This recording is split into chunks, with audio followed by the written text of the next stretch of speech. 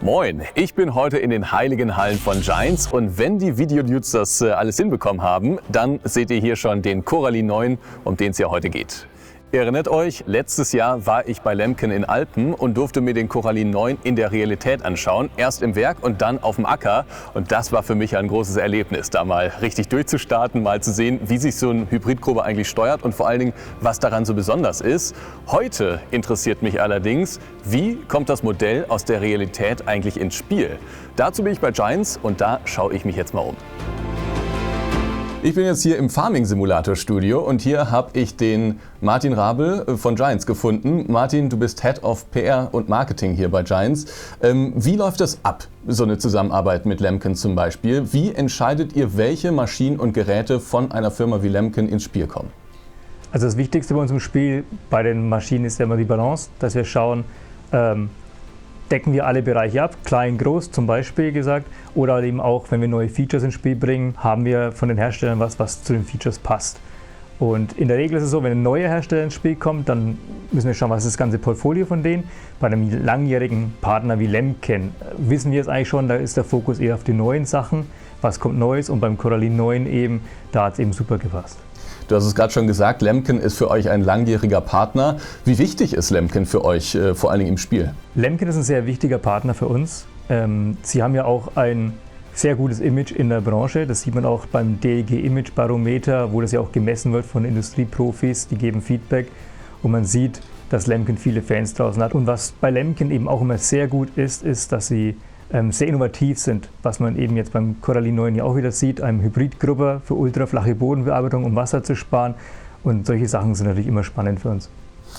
Jetzt habt ihr Vorstellungen, welche Maschinen und Geräte ins Spiel kommen sollen. Lemken hat sicherlich auch eigene Vorstellungen, aber es gibt natürlich auch noch viele Fans, die eigene Vorstellungen haben, die weichen manchmal auch voneinander ab. Wie wichtig ist für euch Fanfeedback bei der Maschinen- und Geräteauswahl?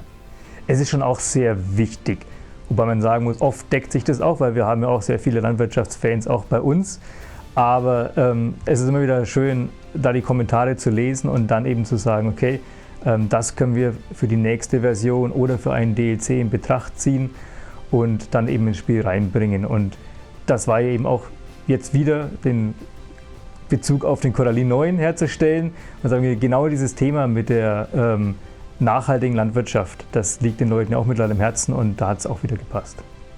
Martin, ich danke dir für den kurzen Überblick, wie so die Zusammenarbeit zwischen Lemken und Giants funktioniert. Ich werde mir jetzt noch einen Kaffee holen hier bei Giants und guck mal, wen ich noch so finde.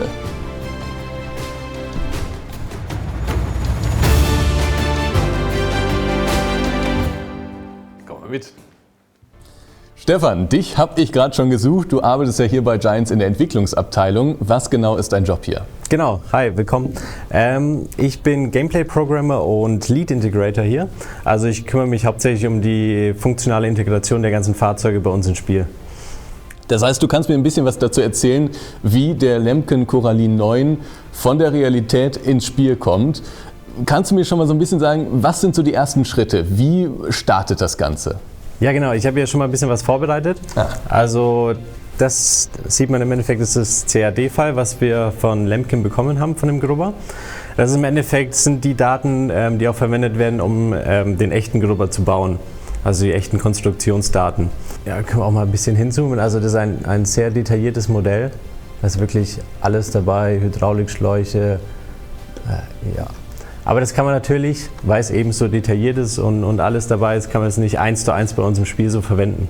Deswegen gehen wir immer her und bauen das CAD-Modell komplett bei uns im Spiel nach, damit es auch einfach und schnell zum Rendern ist in Echtzeit. Weil das Modell hier hat zum Beispiel 13 Millionen Polys. Also Polys ist die Anzahl der Flächen, die im Endeffekt dann das komplexe Shape ergeben. Und ja, das kann man natürlich nicht einfach so bei uns darstellen. Und wir haben dann das Modell auf 160.000 Polys reduzieren können, indem wir es halt komplett nachgebaut haben. Und wie genau sieht dann so ein nachgebautes Modell von euch aus? Also das habe ich hier auch noch vorbereitet. Also hier ist das Modell, so wie wir es von unseren Artists bekommen. Das hat dann, ich glaube, 162.000 Polys. Man hat hier weniger Polys, aber mit der Normal Map hat man dann ein paar Details hinzugefügt, wie zum Beispiel hier oben auf dem Rahmen ist so eine Kante, Und so kann man dann ein paar Polis sparen. Und das Modell bekommen wir so von unseren Artists und dann geht im Endeffekt mein Team her und kümmert sich um die funktionale Integration im Spiel. Weil so kann das Modell noch nichts. Das ist im Endeffekt ein großer Klotz, kann nur schön ausschauen. Aber wir gehen dann her und teilen das Modell auf in alle Teile, die sich im Endeffekt bewegen und integrieren das dann bei uns ins Spiel. Also wir haben jetzt zum Beispiel hier, wie es sich dann zusammenklappt, also ist alles separiert oder die Deichsel vorne, wie sich die bewegen kann. Das ist dann im Endeffekt unser Job und zum Beispiel auch, dass die Räder dann noch hinzugefügt werden und im Endeffekt dann alles im Spiel funktioniert und gut aussieht.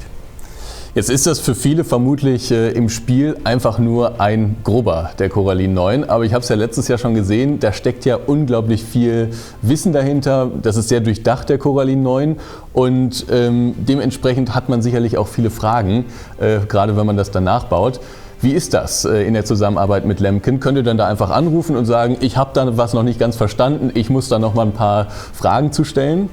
Im Endeffekt ja. Also die Hersteller sind immer sehr dran, dass das Modell auch so detailliert wie möglich und so authentisch wie möglich umgesetzt wird, auch wie es sich zusammenklappt und wie es sich bewegt allgemein.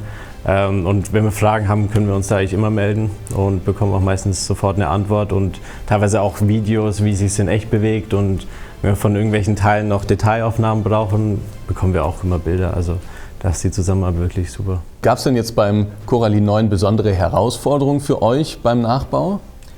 Es ist so generell immer eine Herausforderung, die komplizierten CAD-Modelle, wie ich gezeigt habe, ins Spiel zu bringen, dass sie immer noch schön aussehen, aber im Endeffekt in Echtzeit gerendert werden können. Und davon 13 Millionen Polis auf 160.000 runterzukommen, ist immer eine Herausforderung. Aber ich denke, die haben wir sehr gut gemeistert. Und wie lange hat das gedauert, diese Herausforderung zu meistern? Also der visuelle Nachbau von dem Modell ungefähr 1 Monat oder 1,5 Monate. Ist dann natürlich auch mal mit Feedback.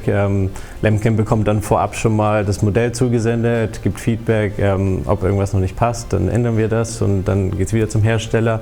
Also es ist ein ständiger Austausch von Daten, damit man im Endeffekt das bestmögliche Ergebnis dann im Spiel hat. Okay, Stefan, dann danke ich dir für den kleinen Einblick in die Entwicklung. Es war sehr interessant.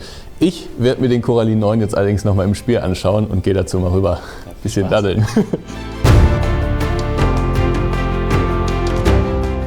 Ich spiele hier gerade so ein bisschen und ich muss euch ja sagen, ich persönlich hätte nicht gedacht, dass so viel dahinter steckt, bis so ein Modell dann eben im Spiel landet. Ihr habt gerade erfahren, was da so alles hintersteckt und ich habe letztes Jahr, ich habe es am Anfang schon gesagt, das ganze Modell ja mal in der Realität ausprobieren dürfen. Durfte mal so ein bisschen sehen, was eigentlich hinter dem Hybrid-Grubber steckt, was der in der Realität alles bewirkt. Wenn ihr euch das Video noch nicht angeschaut habt, dann schaut gerne mal in der Videobeschreibung vorbei, da ist es nochmal verlinkt und jetzt spiele ich noch ein bisschen weiter.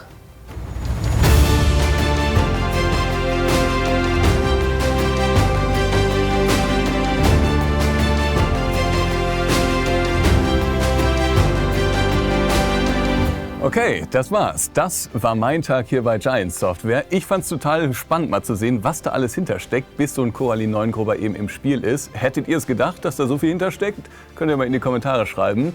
Ich danke euch auf jeden Fall fürs Zuschauen. Wenn es euch gefallen hat, lasst gerne einen Daumen nach oben da und wir sehen uns sicherlich bald mal wieder. Tschüss!